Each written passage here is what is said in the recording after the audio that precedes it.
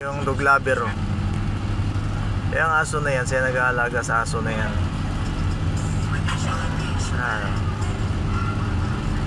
Alam mo yung aso na yan, babae na yan, aso na yan.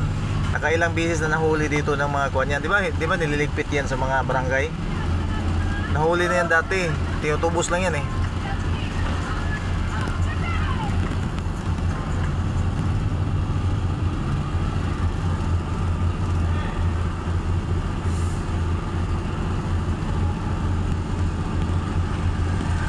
Yan ang totoong busing niya.